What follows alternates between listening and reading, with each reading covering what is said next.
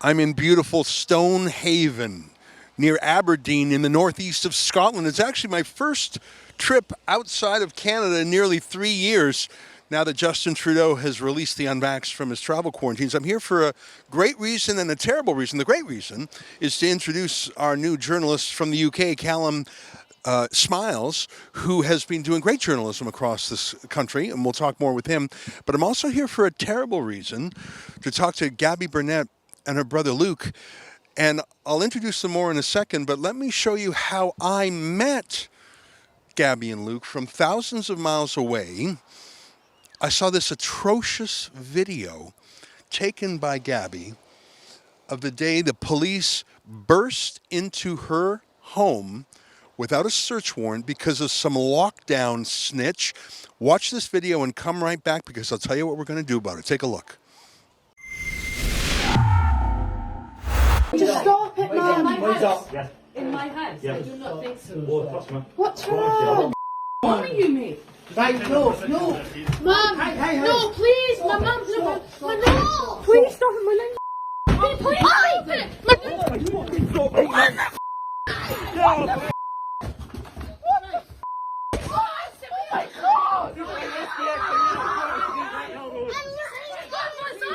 She's got anxiety. She's just been at hospital. She's just been at hospital. What is going on? She's just been in hospital. Get off of her! She's got epilepsy! She's got epilepsy! What are you doing? She's got a seizure! Get off of that seizure! Oh my god! Oh my god! Oh my god! What have you done? Oh my god!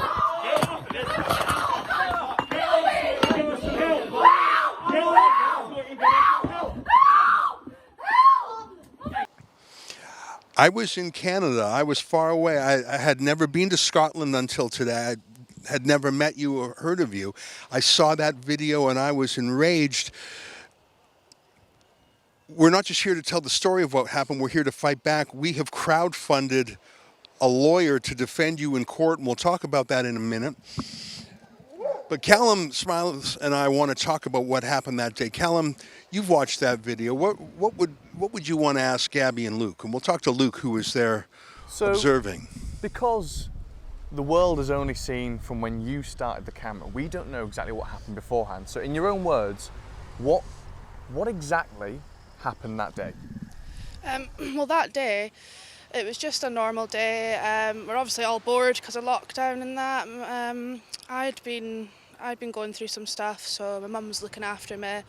I was all tired and everything. I was just chilling with my little brother. I think my mum was through the house with her friend. I think they had a bottle of wine or something. Maybe had some music on, not very loud or anything, just like everyone does. And then we had that knock to the door, and they were questioning my mum about who she had in the house, and about coming into the house to check who she had in the house, and she obviously wasn't up for that because we've done nothing wrong, and there's no reason for them to be coming into our house. They had no warrant. And then from then I thought it's getting a bit loud and a bit too much, so I'll get my phone and record it because my little brother's there as well, which I'm worried about obviously. And then I went through to say, I'll give you my mum's details, and as I said that's when I got tackled to the ground in front of my little brother, and my head smacked off of something and had a seizure. So you had a seizure. They burst in the home, no search warrant. They pushed their way in. How many of them were there? There was 2 stands at the door, and I'm sure there was 2 on the stairs as well. They pushed their way in, and your brother, Luke, you're 11 now. How old were you back then? Were you 9 or 10? 10. And, I'm talking to you with your sister's permission. It's not my practice to talk to young kids on camera, but you were there not just as a witness, but as a family member. And I don't want to ask you prickly questions, but what was it like seeing your mom being tackled this way by cops? Scary. And I think you were crying, were you? yeah. He was crying, and he was all loud and, oh my god, someone get her someone. He was totally in a state. So were you worried more about the cops or about your sister's seizure? Sister seizure. Did the cops help her at all with the seizure? No. think they just screamed. They were just screaming, "Get away from her!" They were just screaming. That's that, what they were doing. Yeah. They were screaming at my own mum and brother that were trying to help me, that have, obviously done all this before with me, to get away from me. I don't want to ask you any tough questions. You're just a kid. A terrible thing happened and you saw it. Do you think about this from time to time? Does it bother you? Yeah. It does. It bothers me too. I can tell you that, Gabby, there were a lot of terrible things done by police around the world in the name of the lockdown. This was January 2021. It was about the height. It was when things were at their worst. Here we are in October 2022. And what's shocking to me is that they're still proceeding against you. They're prosecuting you for assault. I find that astonishing. Surely we've all woken up to the fact that this was police overreaction, but they're doubling down. Well, you would have thought that everyone, the amount of people that were going crazy about it and telling, and even the people like the MPs and that I've seen that were annoyed about it, but they're still trying to say that it was me that assaulted them. Has anyone in the UK reached out to help you? Have any civil liberties groups or any politicians, has anyone come to your aid? I've had a lot of messages on Facebook and Instagram from groups like this saying if you got a lawyer, have you got help, if you need any, things like that. But because I had this, I thought I'd just leave it. But lots of people were reaching out to me, loads of people that I wouldn't even think would be. Well, I'm glad to hear that. And when I saw that video over in Canada, I just thought, this is one of the worst cases in the world. I followed the lockdown police in a lot of jurisdictions. Callum, you and I were talking on our way over here. We both grew up with a deep respect for police. I would call myself pro-police.